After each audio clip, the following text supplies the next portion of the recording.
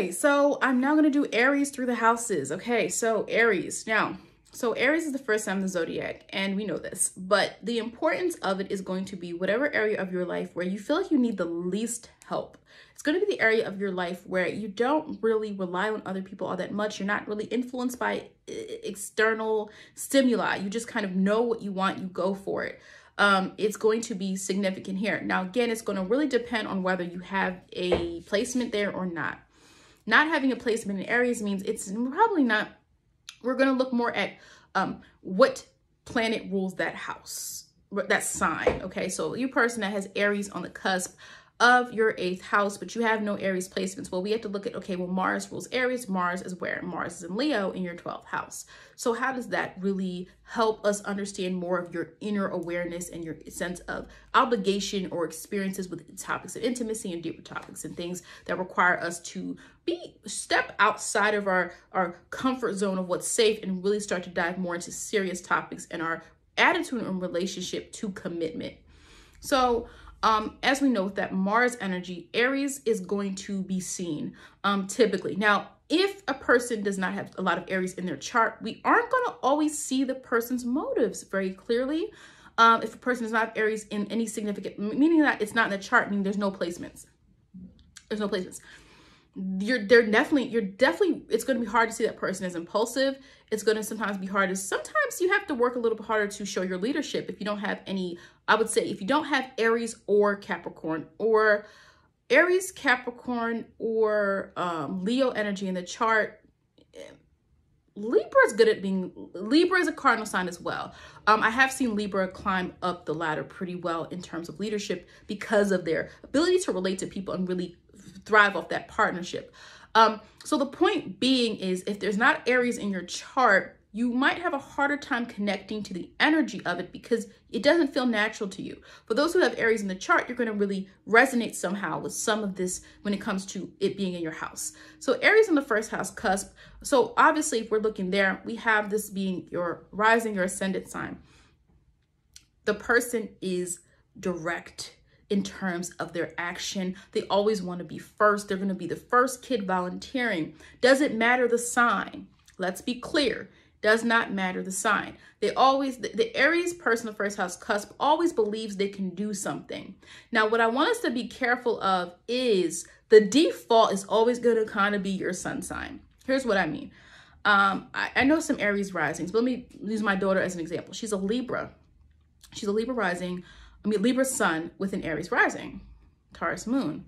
So, ideally, Venus is chill. Venus is relaxed. Oh yeah, she can be too relaxed sometimes and need to, really apply herself because she's very, very smart. But sometimes with kids, they need to be motivated to do things they don't want to do. Aries though, in her, she's adventurous. She is a little bit more adventurous than my son, who is the Aries. He's the Aries. He's got like 4 Aries placements.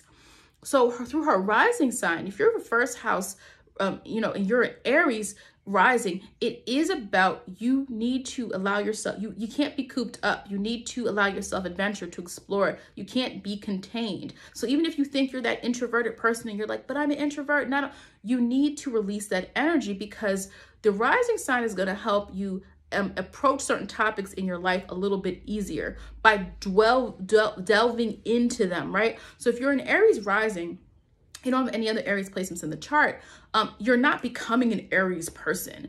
It simply means you're using that Mars action to activate, to take experiences to better understand who you are, to your identity begins to be it's somehow formulated by your ability to experience certain things and allow yourself to take a little bit more risks, to do things, to actually go out and do things. And through doing them, you start to understand who you are. But then obviously we look at the rest of the chart to see that. So if the Aries first house person, you are here to really have those experiences, to take a chance, to do things, to try them. And then through trying them, you will be able to use the rest of your chart to fine tune what it is that you really want. So there is that. Aries in the second house cusp. Well, here you have to be careful of not burning through money, not wanting fast money. You have to be careful of not This is kind of the person who's very excited to make money, because it can mean you have tremendous work ethic, or it can mean you're burnt out fast. So Aries starts out wanting something, being passionate about something. But then we have to understand that once Aries realizes something isn't, it might be a little too much red tape to do this. I'm not going to do this anymore. That's not like Capricorn. Capricorn's going to strategize their way out of that red tape. Oh, really? We're going to find a way anyway.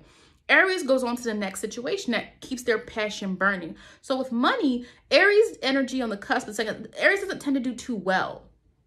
Again, we would want to look at where Mars is in your chart to see, is this a problem? So is Mars and Jupiter in your 5th house? No, it wouldn't be. It wouldn't be. Well, Mars is in Jupiter. Yeah. Are Mars and Jupiter in your 5th house? Not Sagittarius. It wouldn't be Sagittarius because it wouldn't make sense. But would it be in there? If Mars and Jupiter are in the 5th house and you have Aries on the cusp of the 2nd house, this can mean you spend a lot of money on entertainment, a lot of money on things that you like to do and enjoy, but you want to make sure you're not burning through money. You don't want to make sure you can make a lot if you have the energy to do it, but isn't now you're sacrificing your ability to be stable because you're trying so hard to consume and get something in a way that's fast and quick that really excites you. Jumping from opportunity to opportunity can be a thing. Needing to really find what you like and what you really want to do is also a point where you have Aries on the cusp of the 2nd house. Feeling really restless though, can be really bored easily if something doesn't truly allow you to feel that you can be free and allow yourself to develop on your own and not have someone telling you how to do something. Now, when it comes to the 3rd house, we're dealing with Aries person who the energy is very much a direct person. Communication is important here, but what happens is the person becomes very much wanting to be an authority, perhaps on what they know, being perceived or viewing themselves as all-knowing. Viewing themselves as someone who has the answers to everything, needing to respond to all information and get themselves involved in it. So with that said, sometimes Aries in the 3rd house can come off very strong, even to siblings, even to people that they're around, because Aries energy is of self. And once we start to put it in the house that, now, again, we're willing to deal with Aries actions because typically, okay, you're doing what you need to do. But now we have the house, the 3rd house, which is Mercury. So now the Aries energy here becomes more direct. It becomes more verbal. It becomes more clear that this person is injecting themselves in what others should think and sharing their opinion. Very opinionated person, does not back down easily, can sometimes get into little conflicts with people verbally. But typically, you're going to have a person who wants to do what they learn. So once the Aries person learns anything, so once we have an Aries person in general, Aries person with Gemini energy, with Virgo energy in their chart, Aries in the 6th, 3rd, any type of Mercury and Aries coming together is going to be the person who wants to do what they learn. They just learned something, now they're going to do it. And that sometimes can lead to you being an expert in something because you're actually willing to try it. You're not just sitting there absorbing the information. You're actually sitting there like, oh, I'm going to try that. I'm going to try that when I get home. That sometimes can be the benefit of Aries in the 3rd house. Cusp is the action, the response to information, to new learning, to new stimuli, allows you to want to get into it and to actually start to do it. Now, Aries in the 4th house cusp, I just did a video about the IC and the MC with this, but Aries in the cusp, you might always feel emotions are pretty, it's not intense like Scorpio, but they're really responsive. Everyone knows how you feel. You might speak on how you feel. You might share how you feel. You also can have a tremendous amount of dedication to the people that you care about. A lot of times people forget that with Aries. If Aries actually cares about you, you're now a part of their self-involvement, right? So now we're like, oh, Aries is the sign of self. Once Aries actually cares about you, you now become a part of what they feel devoted to and what they're willing to put that Mars energy of action into you and into whatever projects or whatever Aries feels they care about, whatever is a part of their plan, whatever gives them that sense of excitement, being able to figure something out in a way to do something. So that's where you can see the difference between certain signs. Aries is, I need to figure, I'm doing something with this information. I'm doing something for my family. I'm going to go out and do it. We're not just going to sit here. We're now going to invoke some action into this. You see what I'm saying? There's where we can make distinctions between Aries and other placements that also might have an impulsive need, impulsive tendencies. with the Aries in the fourth house cusp. You feel responsible for maybe for your family. You feel like you're always somehow the one that has to come save the day. There's a lot of strength that sometimes can be put on you with you have Aries on the fourth house cusp. Also, sometimes being in a household that had a lot of conflict, was there a lot of arguing, was there a lot of bickering? Does that now meet what you think emotions are now in your life as an adult? You think it's normal to argue because you saw your family members or your parents do it. So that's where sometimes we start to look at the fourth house as ways of healing from family issues, looking at our fourth house energy and really unpacking, okay, this affected me like this. Am I gonna keep this energy, or can I turn it into something else that's more productive for my emotional well-being? Aries on the fifth house cusp. Well, definitely you're gonna get, so Aries on the first house cusp, we're seeing the action. This person is, it's a part of their identity. It's forged in. They are kind of a risk taker. They like to be active. They like to be out and about. They like to get things done. They don't like a lot of help. The first house doesn't like a lot of help. Aries doesn't like a lot of help in the first house because a part of their identity is being independent. To the fifth house, we're getting the Aries person who is more of adventure. They like to have fun. They like to do different activities. The fifth house is all those activities and things that we enjoy and that we like to have fun, approach to lighthearted topics, children, our talents, our hobbies, our leisure time. What do we do when we have time off? What do we enjoy doing? You can see dating in the fifth house as well. So Aries there sometimes can mean a person who's kind of like a big kid. They're kind of like a big kid. They're very playful. Already the fifth house is the house of children. And Leo and Aries are, and Gemini to some extent, but definitely Leo and Aries, I think, are the most, can channel more of that childlike energy, not in a childish way. Could you have a person who's childish and their Aries or Leo? Yes. Can you have a Gemini that's childish? Can you have a Virgo who's childish? Can you have a Pisces who's accused of being childish? Can you have a Taurus who's accused of being childish?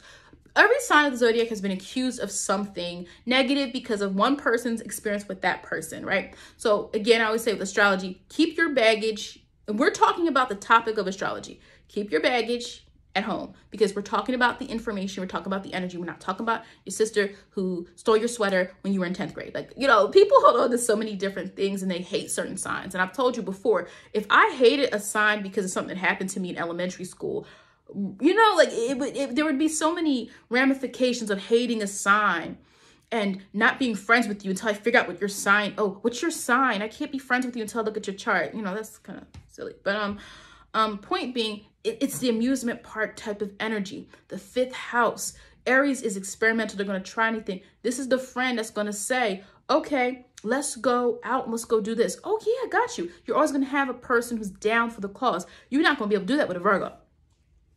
A Virgo person with Virgo on the cusp of the fifth house or Capricorn on the cusp of the fifth house, they have to plan that out. Even Taurus, you better tell them first. You need to tell them, Virgo, or you need to tell me you got to tell me a week in advance that we're doing something. Like you have to tell me a week in advance. You know, it's a little bit weird. I'm a little bit weird with that type of stuff. But, you know, when I was younger, I was way more adaptable. When I was younger, it was like, oh yeah, chill, let's go out, you know, college. Let's go hang out here. In high school, we would just go, you know, I was way more down for the cause when I was younger. But anyway, sometimes very, very flirtatious, very much if they want something, they're going to go for it. They're going to try for it. Aries in the fifth house cusp, especially if you have any placements in there. Lord, if they have Jupiter and Venus in that fifth house in Aries, a lot of partners are very interested and intrigued by a lot of people. Partners, I'm not talking just sexually. I'm not saying that. It could be, but I'm saying you're interested because the fifth house is that house of the things that give us a sense of joy and that we are, so it's not romance. The fifth house is not romance. It's not wine you dine with flowers. It's the intrigue. The fifth house is like the first moment you see something you want or someone that you're interested in or something sounds fun to you. That's the energy of the fifth house. Now, Aries in the sixth house person can be rather restless.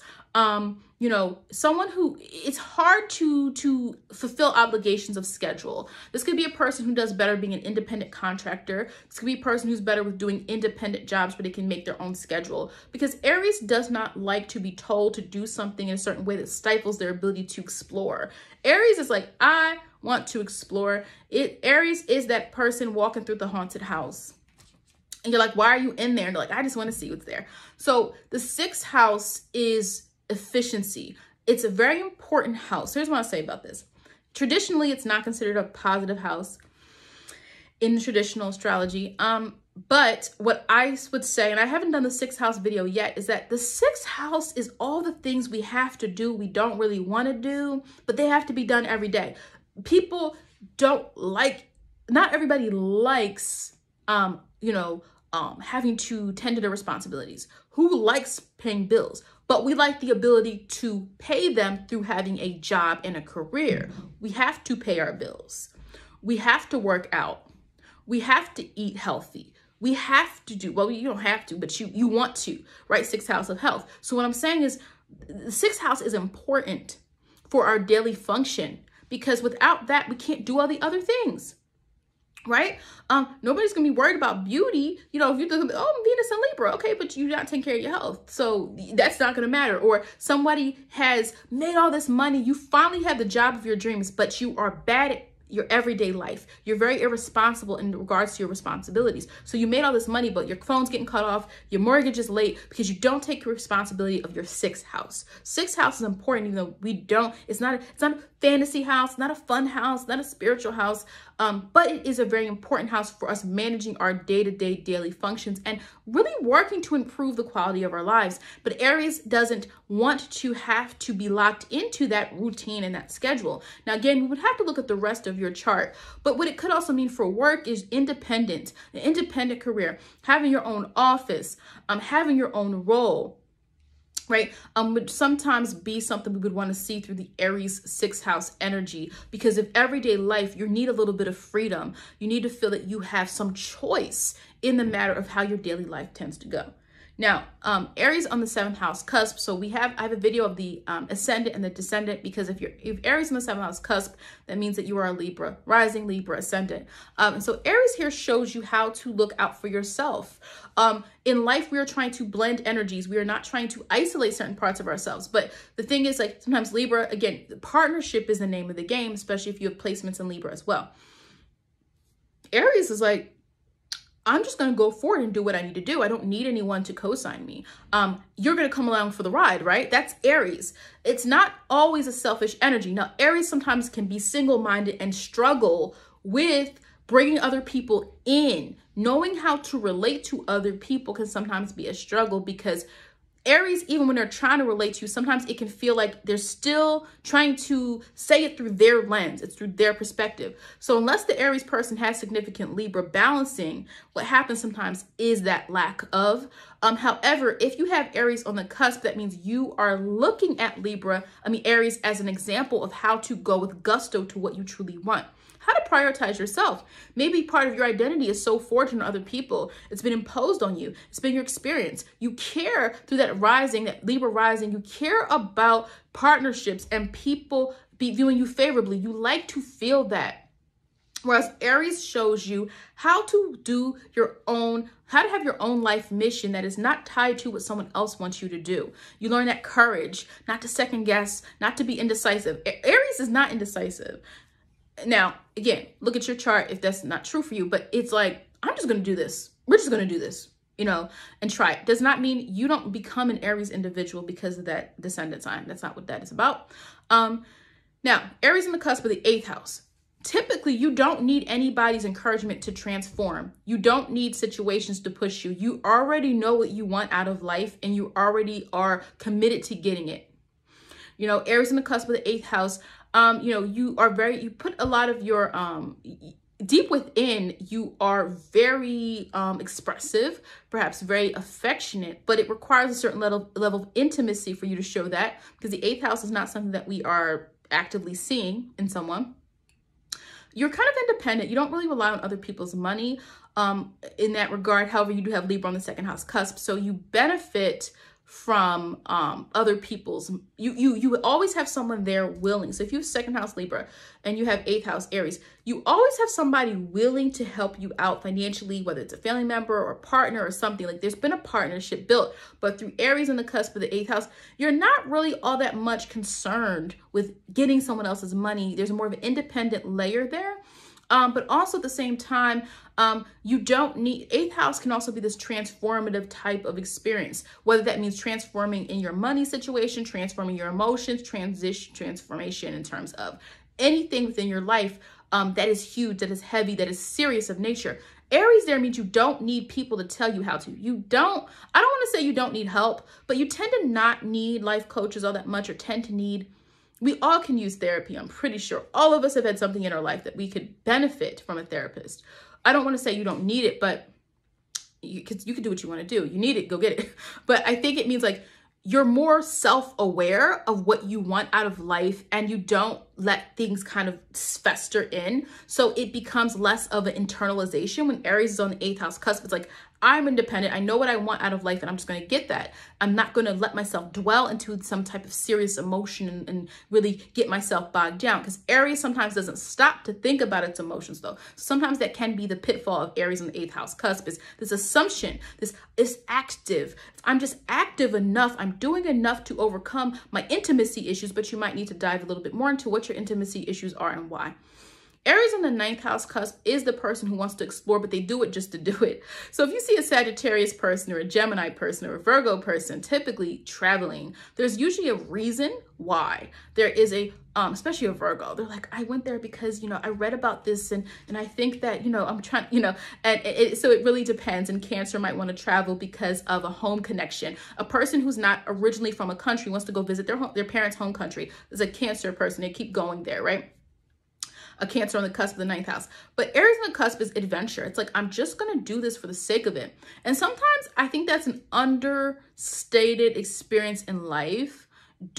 Now again, I'm not advocating complete risk taking where you get yourself in trouble and you get yourself locked up and all this stuff. But what I'm saying is doing something for the sake of it, doing something because it gives you a sense of inspiration, doing something because it allows you to feel a layer of being alive, right? Everything, we make everything in our lives about purpose, and there's a reason for it. I know this very much as a Virgo with a Sag moon.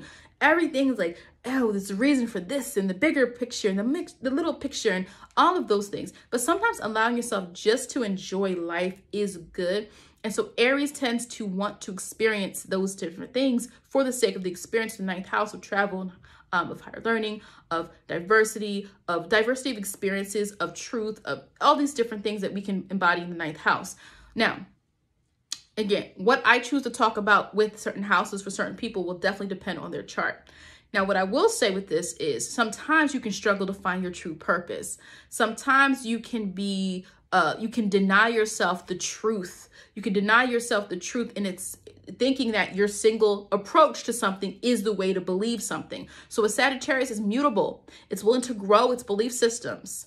And Sagittarius does have the gift of convincing you a little bit, but Aries has that more direct energy of, sometimes we need that Aries person just to say what it is, but sometimes Aries in the 9th house struggles to truly sink in and find their true mission and purpose when it comes to what they believe, because it becomes all about self and not about the collective energy of humanity, spirituality, religion, belief systems, whatever it is that you believe in.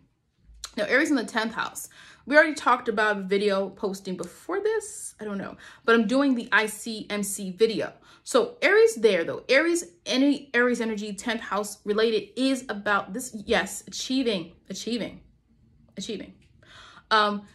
You're going to be someone who is not afraid. They're not afraid to take risks on you because you're not afraid to take risks. And this is where you can see a person who is an investment banker. This person is the young CEO. Aries is young energy, but when you position Aries in certain houses, especially the top part of the chart, I've seen Aries be young and be very successful. There is there's not this, I can't do this yet. I don't know. I need to overthink it. Virgo's like, I'm going to take 5 years to think about this, or, you know, Virgo's ruled by Mercury, but Virgo does second guess because there's need for something to look ideal. Similar to Pisces, their opposite sign, which is more second guessing because of this impossible vision to match. So there are other signs that take longer because of inconsistency in moving forward, right? Or not doing the big moves, right? You're looking at the big moves. And so Aries in the cusp of the 10th houses, you can more easily climb the ladder up, climb up the ladder, or you will find you're younger and you get prominence, or you achieve something a little bit earlier than maybe your parents did or something like that. Now, again, if that's not the case, if you're like, but I have a sun in Aries and I'm not where I want to be yet. Well, I mean, nobody's going to have everything they want at 21. All right. I mean, it depends on how old you are too. When I say young, I don't mean you're going to be a 19-year-old CEO, though I'm pretty sure that exists somewhere. What I'm saying is comparison to your peers. And also, when we're looking at Aries, look at your sun. If you have sun in Aries, what degree is it in? Don't tell me, because I'm not interpreting degrees. This channel, that's for readings. But, what degree is it in? Do you have your sun square Neptune? Do you have sun square Neptune and Uranus? You're afraid. You're afraid your sun is a little bit debilitated. Your sun can't fully shine until you work through some of those squares that you have in your chart. So, but typically Aries on that cusp is a good indication of someone who is a risk taker. You're supposed to be also your own boss, or in your career, in your organization, in your company, you have a specific role or people you're entrusted to do something that allows you a little bit more freedom and independence. Everybody's not going to be a boss. I want us to be very clear, because you'll have people like, what's the most successful signs of the zodiac? What sign is going to be a boss? Everybody's not meant to be a boss. And if you don't follow your own strengths and you think just the zodiac sign is going to be the reason why you're successful, that's going to be a problem. As I've said before, I'm an astrologer, but you have to live life. You cannot just, I'm going to walk around the store with my chart. Oh, I can't interact with you because you're Virgo and you're Aquarius. That's not life. Life is experiencing it. And then you go back to astrology and see, okay, let me look and cross-reference some things. So I think that's very important, to live life, but don't sit here and say just because your sign is that you don't have to work hard. We all do, for most of us, right? Nobody's handing out nothing. So now we're going to move on to Aries in the 11th house. So the 11th house is the house of groups, of associations. We can benefit from these associations as well. The 11th house is this place where it's kind of the meeting of the minds in terms of finding where you belong. Now, the 4th house is belonging to something, being born into something. 11th house is where you venture out into the world to find who you belong with. Friendship groups, that's why there's association there. So what we want to also look at is the fact that when Aries is in the 11th house, you can sometimes be the boss of the group. People view you as a leader. The problem is, what if that's not who you really want to be? So we also would have to look at, well, Aries is there. Where's Mars? If Mars is in... Let's see, so Aries, let's say you have Aries on the cusp of the 11th house, but let's say you have Mars in the 12th house, okay? Well, now we're dealing with you needing to feel, you want to be left alone. You don't want to be in charge of things, right? But you feel pushed and to do that because of Aries is on the cusp of that house. So you're probably better being in charge of things that are more in tune with you, that are more enlightening type of projects, things that are, oh yeah, I'll help out when it comes, you like to help, but you don't want to control the whole group. You're not trying to be in charge of everybody. And so what can sometimes happen is a misalignment of energy. Again, that's one example. We would have to look at where the Mars is if you have Aries in the cusp of the 11th house, where's Mars? Is Mars in the 6th house? They expect you to do all the work, right? You find you have conflict in groups because people assume that you're going to do everything. Is it because you have Mars in the 1st house and everyone thinks that you're the one, you're the lead? And again, if that's not who you want to be, so because here's the thing. What if your North Node's in the 5th house? You're supposed to be finding your own confidence, but you're so busy with other people's situations that you can't do that, or you have to find ways to balance that. But Aries in the 11th house sometimes can be conflict. There's some type of conflict within the groups, or having to make sure that you're in the right role, you're in the right position, you're among the right people, that you're aware of your own power, whether that's overpowering, whether that's people giving you too much power. If Aries on the cusp, you also might benefit from having very influential friends, people who are go-getters, people who start things. If you are a person interested in business or something that is more entrepreneurial, having people who already do that in your corner you benefit from those type of associations with Aries on that cusp. And masculine energy, just like with Cancer on the cusp of the 11th house, you benefit from more feminine influences, feminine energy, with Aries as that masculine first sign. Again, we're not saying you're masculine if you're an Aries or you're feminine if you're Aries. We're talking about the sign. You benefit from those type of associations. Lastly, Aries on the 12th house cusp. So this can be very, very interesting because the 12th house is completely out of Aries zone. The 12th house is, we know, it's all these topics: self-doubt, karma, like the reincarnation type of karma, hidden thoughts, spirituality, the gateway to spirituality. But the imaginative qualities of the 12th house and why it was so considered with suffering and bad things and traditional was because it was away from the reality of the world. And now we have more tools at our disposal to deal with our imagination, with our dreams. We have ways to look at some, therapy was not a thing back centuries ago, right? There were certain parts of it you would have people, but the idea that a person has to go see someone to get help, no, it would be just work that off, right? That's what they would tell you. And so you didn't have time to go to therapy if you're working in the fields or you're working every day, right? To provide for your family or whatever. You're a woman working and for some other family. You don't have time. So I did a video. The other video I did, if you want to go to that timestamp, it's the Placidus whole signs, Vedic, traditional, Western, that video where I talk about my opinions on the different houses and different systems. Is because a lot of traditional things were fitting for that time period. But now the 12th house does not have to be a place of suffering if you can now use your imagination. If your escapism is ways you can actually use what you're being sent, what the universe is sending you, to use it to put into the world, right?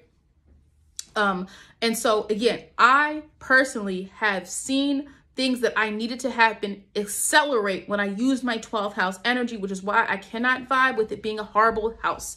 I am a testament. I have a stellium in the 12th house. And once I became aware of all of that and I started to do things in alignment with my 12th house and stop hiding behind things, I started to see improvements in my life. So that's why I'm a testament to that. I'm not just saying it. I really had to learn how to do that. And so seeing the beauty in that is important. But Aries in the 12th house has to learn its own power. You can hide behind the power of other people. You can hide behind not wanting to be impulsive when it comes to certain actions, but thinking that it's going to benefit you. But at the same time, you're hiding behind something that doesn't require you to do much. You can lack energy, right? We know that Aries and Mars is our energy. It's our vitality, right? It's the things that we're doing, that we are physically embodying these things through Mars, right? That's that Aries energy. So when you have Aries in the 12th house, it's very important for you to find ways to learn your own power and bring it up out of you. I've said before, none of these fire signs want to be in that 12th house. None of these fire signs want to be contained for too long. So what happens is you start trying to exert your power in weird ways. Here's what I mean. Repressed 12th house energy tends to come out in strange ways, especially if you are supposed to be giving back in any way. I've said before, the 12th house and that compassion and all that, the 12th house is giving back. If you have placements in that 12th house, that is a little bit of karma. You are supposed to find ways to impact people beyond yourself.